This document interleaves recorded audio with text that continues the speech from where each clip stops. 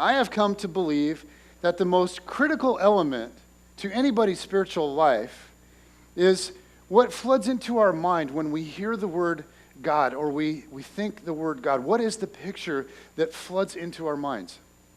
So, I mean, you can strive to be like religious, or we hate that word, so we say spiritual. We can strive to be spiritual, but if you don't hold in your mind a picture of God that stirs your heart, if that picture doesn't fill you with passion and peace and love, if you aren't compelled to turn from darkness, if you aren't inspired to greater acts of love, then it will eventually become a very empty thing, right? It'll just be you'll be dead spiritually. And here's something that I've come to believe over the years. In one season of our lives, we can hold this majestic, beautiful, magnificent picture of God. But then that picture can fade and alter over time. We can forget what it was that we used to believe, and those passions, those God-stirred, God-centric passions can easily just erode or fade. And today I want to look at a couple of dynamics that really quench a passionate faith.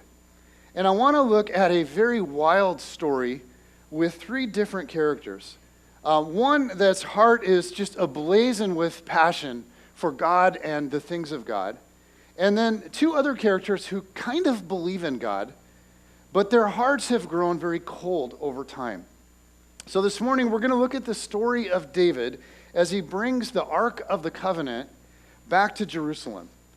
And for those of you that don't know this Bible story or know anything about the Ark, how many of you ever seen Raiders of the Lost Ark? How about that? All right, that's what we're talking about. We're talking about that Ark. We're talking about this old sacred golden box from Israel that represented the presence of God to them as a people, as a nation. And we're going to talk more about the Ark as we go. But a little bit of background on David. David is the second king of Israel. The first one's a guy named Saul. David is the second one. And God chose him. Like, he was very unlikely to be chosen, but God anointed him king when he was very young. But then he spends the vast majority of the next several years on the margins.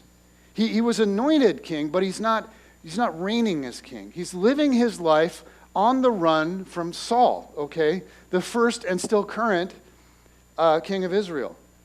And David sort of collects this little army of misfits and outlaws that are also on the run, and they all gather around, and these guys join up together, and they band with David. And that's sort of who he's running with for a long, long time. And then finally the day comes where David actually reigns as king. And what he wants more than anything is for God to be at the center of the life of God's people. He wants God at the center of the life of Israel. And I think this is much like how many of us have the same desire for our church. You know, it's like, God, we want you in our midst. We want your power among us. God, we want your presence here. We want to feel it. We want it to be tangible. David is deeply passionate about that for himself and for his people. And if you know David's story, like, David isn't always good, right? I mean, there's some pretty big mistakes in there. And we don't have to go through all of that, but there are many. But there are also many moments in his life where David does well. And this is one of those times. So they go and they get the ark and they start a journey to bring it back to the city. And it's approximately a 7-mile trek from where it is in Bala to Jerusalem. So maybe imagine moving the ark from here to like the Northgate Mall. Okay? So they go to move the ark, the sacred ark, and this is what happens. Okay? 2 Samuel 6, 1-8, and this is wild stuff. David again brought together all the able young men of Israel, 30,000. And he and all his men went to Bala in Judah to bring up from there the Ark of God, which is called by the name of the Lord Almighty, who is enthroned between the cherubim on the ark. They set the Ark of God on a new cart and brought it from the house of Abinadab, which was on the hill. Uzzah and Ahio, sons of Abinadab, were guarding were guiding the new cart with the Ark of God on it, and Ohio was walking in front of it. David and all Israel were celebrating with all their might before the Lord, with castanets, harps, lyres, timbrels, sistrums, and cymbals. When they came to the threshing floor of Nacon, Uzzah reached out and took hold of the Ark of God because the oxen stumbled. The Lord's anger burned against Uzzah because of his irreverent act. Therefore, God struck him down, and he died beside the Ark of God. Then David was angry because the Lord's wrath had broken out against Uzzah, and to this day that place is called Perez Uzzah, okay, which means outbreak against Uzzah. Now, I remember the first time that I read this story, and I was, probably like many of you in this moment, very confused. Because here's a natural instinct that any of us would normally do, right? I mean, like, okay, if I'm at a restaurant later today and the server walks by and bumps the table and something is falling off and I put my hand up there to steady it so it doesn't fall, that's a good thing, right? I'm a hero, right? So I used to read this and be like upset, like, God, why would you kill Uzzah? But as I've thought about it and studied it, I'm actually really glad God killed Uzzah. And so now we're going to talk about that. Because it's not just like, man, I hate Uzzah. That guy's stupid. It's not that. So here's the deal with Uzzah. Uzzah is in a family line of priests. So he has spent his entire life around holy things, like mediating between the God of Abraham, Isaac, and Jacob, the God who is the I am, the one called by a name that's so holy that it can't be spoken, okay, and the people of Israel. So he's always in the mix with holy things. And somewhere between entering his priesthood and this moment, something in his heart allowed holy things to become ordinary. The holy things had become domesticated. They'd lost their sacredness. They'd lost their power. And we're told that they put the ark on a Philistine ox cart. Now, it was the latest in Philistine technology. It was efficient. It made sense. Like, we have to go all the way to Northgate. So let's find a cart, get some oxen and get that thing there. It's effective. It's efficient. It's new and modern. And he's thinking, they didn't have these ox carts when we got the 10 Commandments and all the rules on how to do this. So he just goes with that. And when the oxen stumble and the ark is about to fall off the cart, he reaches out and puts a hand on the sacred ark. Now at this point, right, the party is we're told 30,000 soldiers. I mean, this is just raging with it. The 30,000 soldiers involved in this thing. The band is not like this super talented chick with a guitar and a great voice, like we have here today. This is hundreds, okay, maybe thousands of instruments. This band is rocking people's faces off. Okay, the hills are just teeming with music. They're walking and they're dancing and they're rocking, and then suddenly Uzzah falls over dead, and it's like the music just, and everybody's like, what do we do now? So David, he rushes in, and he's ticked. He's just like, call it wrath against Uzzah. I'm going home. And he just walks off. And everyone's like, okay, well, we'll just move the ark over there very carefully. And they put it away. Okay, verses 9 to 13. David was afraid of the Lord that day and said, how can the ark of the Lord ever come to me?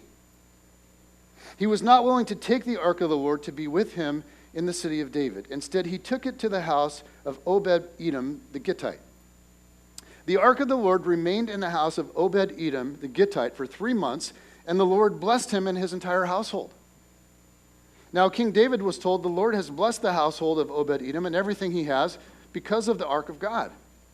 So David went to bring up the ark of God from the house of Obed-Edom to the city of David with rejoicing. When those who were carrying the ark of the Lord had taken 6 steps, he sacrificed a bull and a fattened calf. So what happened? Well, David goes back, okay, after this whole fiasco, and he opens the book. He unrolls the scrolls. And he says, you know what? Whatever we're doing's not working. Okay, God's not blessing. God's angry. Like, we've messed something up. Now, this was not David's job to figure this stuff out. He's the king. Okay? This is Uzzah's job. He's the priest. As a priest, his job was to remind the king, here's the deal. Like, here's how we deal with holy things because we serve a holy God. Okay, the ark was not to be touched. It was to be transported and carried in a certain way. And David is realizing it's really important that we follow that way. But Uzzah didn't do his job as a priest. He's just treating the ark like it's a box. I mean, the most holy thing for Israel had just become very ordinary. Now, the ark, okay, think about the ark. It symbolized to them the presence of God. It was to be revered as deeply sacred. Inside the ark, we know there was a jar of manna. Okay, it was saved from hundreds of years before when God fed the Israelites in the wilderness, when they were on their journey between Egypt and the Promised Land, and there were more than a million of them making a trek through the desert together. Obviously, there's not enough food. So God provided bread for them every morning. They would wake up, and we're told there would just be bread on the ground like dew every morning. They called it manna, which literally means, what is it? So inside the ark, they had a jar of manna from those days. Also inside the ark were the 10 Commandments. From the time where God spoke to their leader Moses, and he gave them the covenant, and he gave promises to them, the boundaries of his relationship with them, who they would be, and then who God would be to them. Just this reminder that God had spoken to Moses face to face. And then in the ark, there's Aaron's staff that buds. Okay, everything in the ark is alive. It's living. It's pointing to the reality that God's in our midst. He's in between the cherubim, okay, these 2 angels on the top. And he's real. But somewhere along the way, Uzzah's heart just hardened, and those just became like religious artifacts. And this isn't a God that's dynamic and wild and untamed. To Uzzah, this was just literally God in a box. And he's like, and somehow, I guess, we got to get this box 7 miles down the road. So let's find something effective. Let's find something efficient. Let's just throw it on a cart.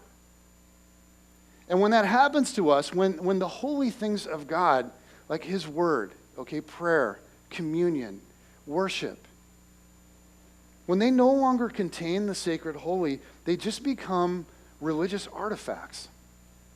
Like bread and wine just remind us of some day gone by when Jesus died. But it's not a means of grace by which we somehow share in the experience. Like his flesh and his blood given to me so that I can live. That as somehow as I do these things, I'm engaging with him right here, right now, because he's present.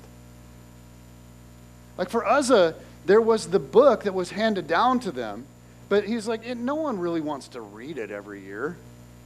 It's archaic, but this is what we got to do, so we keep studying that thing. But the God of the Word wasn't really present for him anymore. And when that happens, we die. Like something in us dies. So when God kills Uzzah, what do? Well, they stop and they remember. And they're like, oh, God isn't like God in a box. These aren't just religious artifacts. God is present. God is here. God is holy. And we're to relate with him and interact with him and serve him and be his people on his terms. And guys, it's so easy for us to lose sight of what's sacred. And when we lose sight of the sacred, we die. And to tell you the truth, it's a good thing that we die, because it's a sign to us that there's something going horribly wrong. It's amazing how easily the sacred can become ordinary.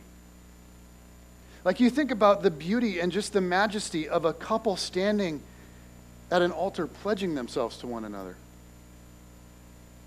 making the commitment to love each other for better or for worse, to love and serve one another for life, to forsake all others in pure devotion, to find ways to bring out the very best in each other. It's one of life's most holy, most sacred moments. But then comes ordinary, everyday, real life, right? And for the couple that loses the sacredness, that forgets the covenant, that ceases to see loving this other person as really their biggest calling from God, that instead sees it primarily as a chore, there's a death that happens. For the person that serves in a church ministry, that signs up to run sound or greet people or teach kids or lead worship or whatever, and at first it's like a beautiful way to serve God and his people, a way to bring like an offering to God, a way to express gratitude. But then after a while, what happens is we can forget like why we do it. We don't think like, how do I bring my best to this? How do I give God my best offering as a sacred act because of all that he's done for me? And after a while, we just kind of like, it's just sort of like this get through it attitude, right? And what was once living and vibrant starts to die. And I don't know about you, but I've felt that death inside of me many times. That sense that there's just no fire here, or there's no fire here. Like, as a pastor, this might be shocking to you, but like, Sundays come with this annoying regularity. Like, whether I feel like it or not, whether I'm in a good spot or not, there needs to be church. There needs to be a sermon. And the Sundays, they just keep coming, and they just keep coming, and they're relentless. It's like, man. And as I meet with other pastors, like monotony is a very common experience for those of us that lead churches. Even pastor guys, okay? And these are like the most holy people on earth, right? Maybe not. Maybe just the guys I know are not. Because the guys that I know, we get together and there's a shared experience of this sense that sometimes we're just like, what are we doing? Like, why are we doing this? And we can lose sight of the sacred. And when that happens, something dies. And it's a sign for us that something is off. We need to go back and we need to check ourselves. We need to reconnect with a holy God. We need to be reminded, okay, this Sunday, we get to meet with God. We get to stand together in his presence. We get to bring our hearts before him. We get to open his word. We get to experience his grace and his favor because he's here. He's actually here and he's with us. And that's extraordinary. And guys, the truth is the sacred is all around us. God is here. God is present. God is holy. But we can so easily miss it all. Like he's in your marriage. There's a reason that it's called holy matrimony. Marriage is a sacred calling. He's present with you as you serve at work. He's with you as you raise your kids, because actually, they're his kids. He's present with you when you pray. If you notice the majesty of an ocean, or you're struck by the beauty of like Rainier on a clear day, or you're eating ice cream and you're like, oh, God, that's good. It's a sacred thing. You know, for me, Java chip is especially sacred. You see what I'm saying here? Like, it's all sacred. All of it is sacred. Like when you do your life group, that can be sacred. Or it can just be ordinary. I mean, you can just be studying this thing and like eating these chips and this dip and talking to those people.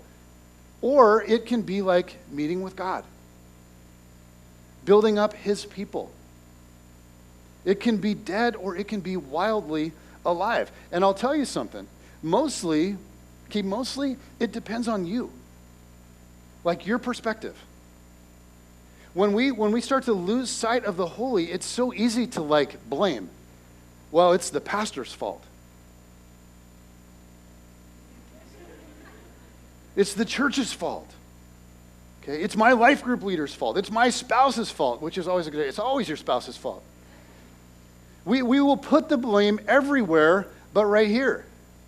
Like, I just want to say, if you've lost sight of the sacred, okay, you need to look at you. Well, Uzzah didn't do that. And moving the ark was just a chore to get done. For Uzzah, God had become very domesticated, tame. God had become a cool old idea, but largely irrelevant. The things of God had become like religious artifacts. And so, that's Uzzah. Okay, then there's David, the second character in this story. Now, the first attempt to move the ark doesn't go so well. So David stops everything and he goes back to the book. He unrolls the scrolls and he realizes, oh, okay, like the Levites, they're the only ones that are supposed to move the ark. God had designated them for that. And they're supposed to carry it on poles, like without ever touching it. It's not supposed to go on a cart. It's supposed to carry it with poles. Oh, like that's what the holes are for. We're supposed to put poles through there and carry the ark. But only the Levites are to do this job. So David's like, all right, get some poles. Oh, not you. You're not a Levite. That won't go well. He's like, that might go badly for you, but we got to get some poles. There is a way to do this thing. And it turns out that the way is slow, and it's bloody, and it seems ridiculously inefficient. We're told that every 6 steps he would sacrifice a bull. Did you catch that in the reading? Every 6 steps they would sacrifice a bull. Like 6 steps, sacrifice a bull. Then they'd blow a horn, right? And then 6 more steps. And then, okay, like here we go. We're doing that whole process from here to Northgate on foot, carrying a big golden box. Just imagine the expression on the face of the Levites every time they stop. We take 6 steps. Okay, 1, 2, 3, 4, 5, 6. Kill a bull. Yeesh, there's blood everywhere. And then we blow the horn. And then, okay, here we go again. 1, 2, 3, 4, 5, 6. Like, really? Oh my goodness. 7 miles of that. Like blood stretched out the whole way. Worship going crazy. But that's the way. That's the right way. It's slow. And sometimes that's how God does his stuff. He does it slowly, and it's sacrificial. It's really about him and about the journey. It's not just about getting it done quickly. And for David, it must have felt like, I just want the ark in the city. But what God wanted was for David to recognize God in the ark. And so God has to teach this dynamic lesson to David. I'm not a piece of furniture to be moved. I'm the God who is. I am. And if I'm going to live in your midst, then you need to relate to me on my terms. God wanted the process to be slow and costly. He wanted it to take time. He wanted it bloody. This was the way of God. It was how they would encounter him on the journey. And as I look out this morning, I just wonder how many of you are feeling pretty restless these days. Like, I wonder for you if anything in your life is going a whole lot slower than you would like. I wonder if something is proving to be very costly for you. It's amazing how often God just sort of takes us on the slow way. Seems to be more concerned that we go there with him than that it's fast and easy. And sometimes his way is it's just annoyingly slow. And it can be confusing, like you're just going, why this way, God? I mean, do you ever find yourself asking that, like, why this way? Why can't we do this the fast way? Why can't we do this the easy way? It's amazing how often God is only present in the slow way. To see him, to notice him, to see my need for him. Sometimes the slow way is the only way to him. And doing things God's way doesn't really make sense to the watching world. Have you noticed that? I mean, if you're dating and you decided to be pure, people are like, are you kidding me? That's ridiculous. Why would you wait? Why would you go the slow way? It doesn't make sense. And on this long, at times painfully slow journey, you have to think about, like, as they're doing this for 7 miles on the main road, how many ox carts, like, just passed by this caravan and thought, what in the world are they doing? Like, that is absurd. You guys are idiots. But it was in the absurd, see, that they were meeting with God. David, in this moment of his life, he gets it right. He comes back. And he says, God, I want you on your terms, not my terms. And I will adjust how I do things. I'll sacrifice and I'll do things the hard, slow way to be sure that I'm doing them with you, because that's what matters to me. And David humbles himself in a shocking way. This is verses 14 and 15. It says, wearing a linen ephod, David was dancing before the Lord with all his might, while he and all Israel were bringing up the Ark of the Lord with shouts and the sound of trumpets. He's dancing in a linen ephod with all of his might. Guys, this is not how kings traveled in the ancient world. Like, I don't know if you've ever seen those really old historic pictures, like old films from way back in the ancient world. But there was a way that a king would enter a city, right? The king would be carried in, oftentimes in a box that was carried on poles, and his army would go with him. And the king's servants would then be out in front of this whole parade dancing before the king. And it would be this huge spectacle. Well, David, he's the king, but he strips down into his skivvies. There's no royal robe, there's no crown. And he plays the role of the dancing servant. And David leaves the role of king for God. God is the one that's being carried through the streets. God is the one that everything is pointing to. God is the one that everyone is shouting about. David is the servant, the dancer, going before the true king. Now that is a staggering picture. He just loses himself in the awe of God. And I imagine that in this moment, as this is all happening, he's replaying his whole life. And he's remembering who he is, who he's been. Just a shepherd boy that was nobody, that was nothing, in the back corner of a nothing country. Just a shepherd boy that somehow was called by God to be king. And even David's road to the throne was long. I mean, he spent years and years hunted as an outlaw by Saul. Like, becoming king was painfully slow. It was bloody. There was sacrifice. But in those years hiding in the caves, David learned to worship. He wrote so many of the Psalms in those caves. I mean, Psalms that deeply stir our souls to this day. You think about Psalm 23. The Lord is my shepherd, I shall not want. He makes me lie down in green pastures. He leads me beside quiet waters. He restores my soul. He guides me in the paths of righteousness for his name's sake. Even though I walk through the valley of the shadow of death, I fear no evil, for you are with me. Your rod and your staff, they comfort me.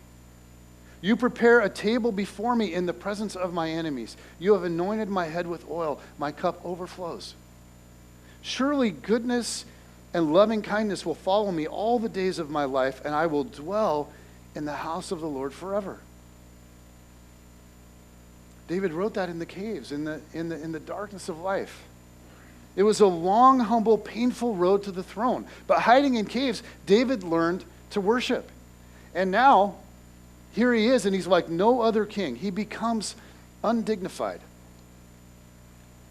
He becomes the servant king dancing before the throne. And for 7 miles, however long that took, for 7 miles, he praises God with reckless abandon. It's worship in its purest form. That's David, the second character. There's a third character in this story, David's wife, the daughter of Saul, who had hunted him for a long time. Michal. And she plays a little different role. This is interesting, verses 16 to 23. David gets home after the greatest day of his life, and he's like, honey, here I am. Here we go. As the ark of the Lord was entering the city of David, Michal, daughter of Saul, watched from a window. And when she saw King David leaping and dancing before the Lord, she despised him in her heart. They brought the ark of the Lord and set it in its place inside the tent that David had pitched for it, and David sacrificed burnt offerings and fellowship offerings before the Lord.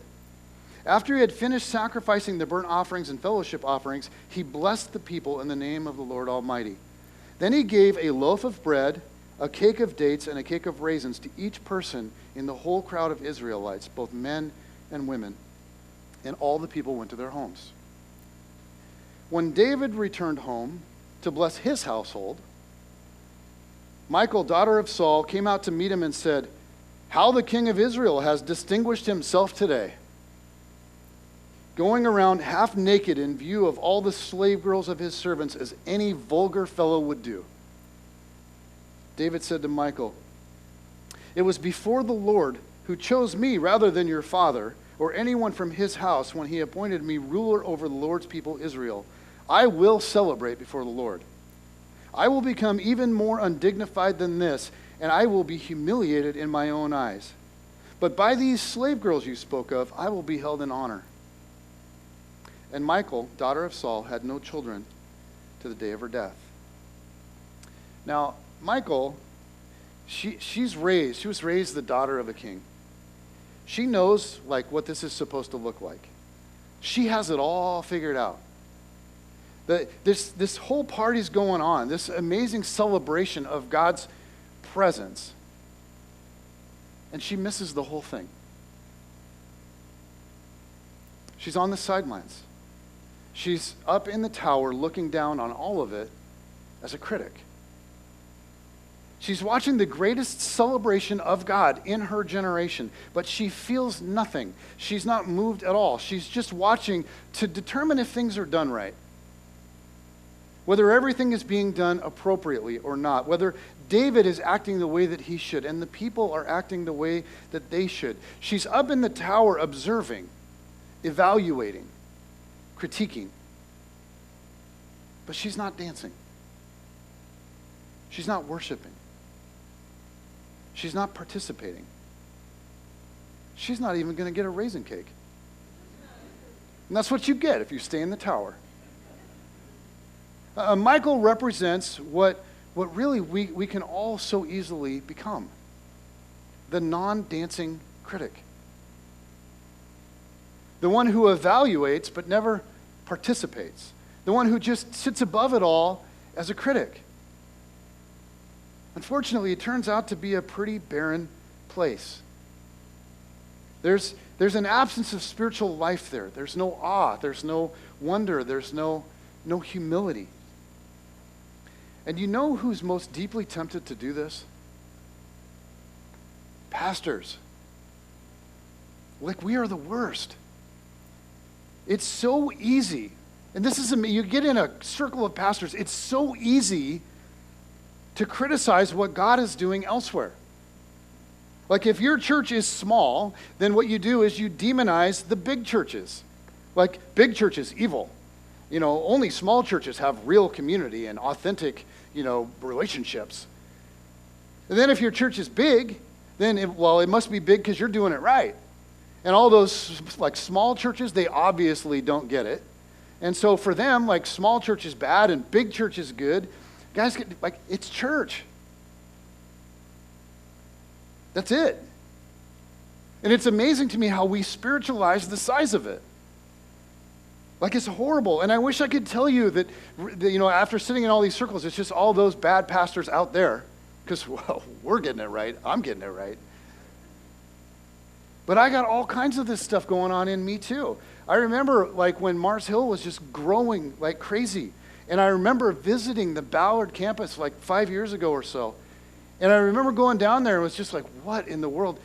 Just seeing all these tatted out, pierced up young people with crazy colored hair. And they're all sitting there like the most anti-establishment looking people you could ever imagine. And they're just sitting there, hands folded, listening to the Word of God. And they're taking it all in, and they're processing it. And they're worshiping together. I mean, they were writing some of the most incredible new worship songs there. And part of me when I went there was happy to see it, but there was this dark part of me inside that just wanted to sit back and critique it all. And I'll tell you what, pastors can be like the worst. We can be the worst starting right here, okay? There's just no life in that. It's really a barren place. When God is moving somewhere and I just stand isolated from it, it's empty. And I know because I've done it time and again. Now, I'm not at all saying that we don't, that we check our brain at the door and we stop thinking. I'm not saying that every spiritual expression is good and right, and so we should never have discernment. I mean, you think about it, if Uzzah would have taken more care of the details, things might have gone better for him. But I am saying there's this tendency that we all have to just kind of sit back, to just set ourselves above, to evaluate the party instead of dancing. And in today's Christian culture, what I'm watching is this become more and more and more common. And in some circles, not only is it common and not only is it happening, it is celebrated. It's thought of as like the thing to do. There are a growing number of Christians that are essentially churchless intentionally. That's how they want it. Since none of the real churches that actually are in their community are spiritual enough, or loving enough, or biblical enough, or tolerant enough, or creative enough, or sincere enough, the list goes on and on and on. Since they know just how it ought to be done, and unfortunately nobody's doing it, they just do church like from home. Maybe listen to sermons online, maybe read a lot, maybe devour books by the bunches. Often they'll blog an awful lot. Often comment on other people's blogs. And they're so witty and self-righteously humble. But I look at that and I go, is that...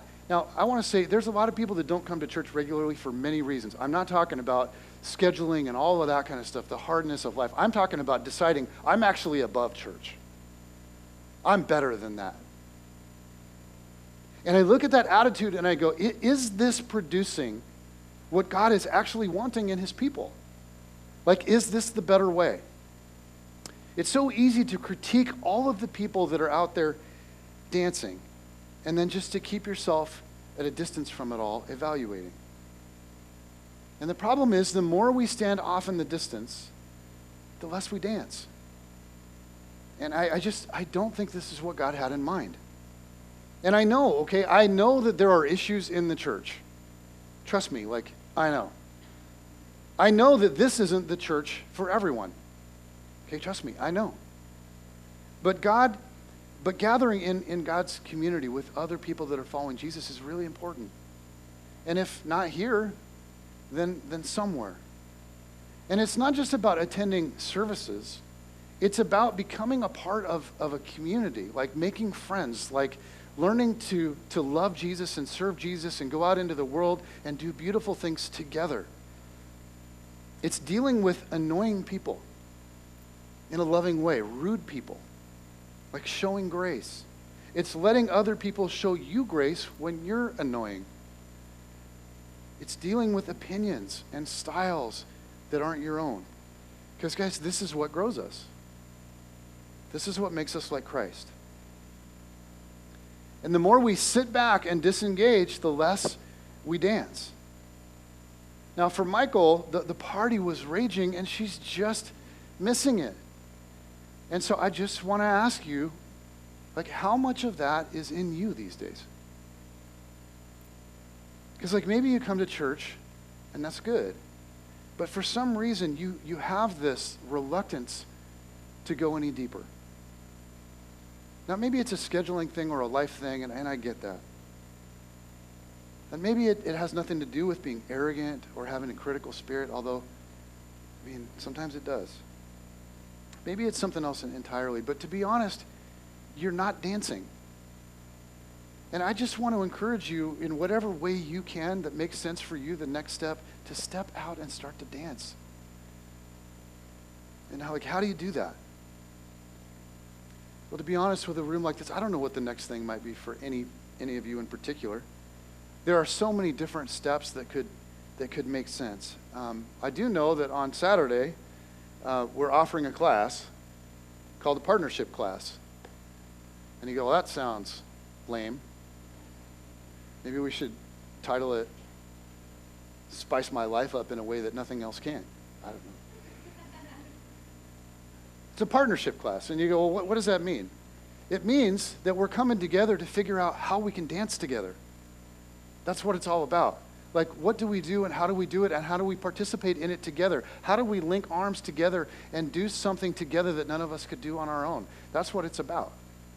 It's about figuring that out. And so I would just encourage you, if you've never taken that class or you're interested in this being your church home and you can be there on Saturday, to sign up for that and come to that and check it out. Let's think about that kind of stuff together. It matters. All right, here are these three characters that we see depicted. There's Uzzah, who's so familiar with the holy things of God that God's no longer a part of the equation. He's got him in a box, and he's dying spiritually. Like, how many of us in this room sometimes feel like Uzzah? And then you have Michael, who's over there critically evaluating everything, being so right and so opinionated, but very separate. And there's a barrenness that comes with that. How easy is it for any of us at any time to start to fall into that trap? But the invitation of Jesus is to dance like David. Because one better than David came to dance for us. He came to be stripped of his robe, to set down his crown. He came to bear it all before the world. And his body was broken for us, and his blood was shed for us.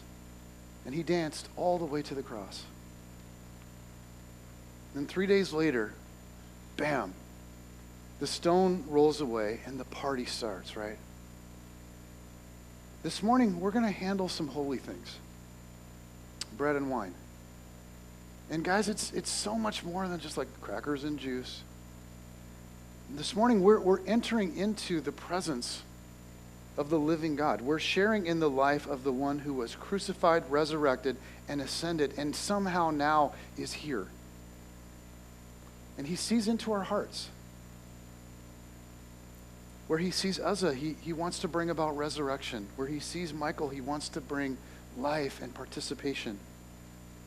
Because what he wants is for you and me to dance with him. And that's the invitation this morning. It's like, will you dance? And here's the beautiful thing this morning. At the communion table, we aren't kneeling before these empty things, but before wine and bread that somehow is Jesus. You're like, well, what do you mean by that? I don't know. Somehow it is Jesus. And he's here. And he's present. And he wants you to dance. And this is the invitation into that. So let's see it for what it is.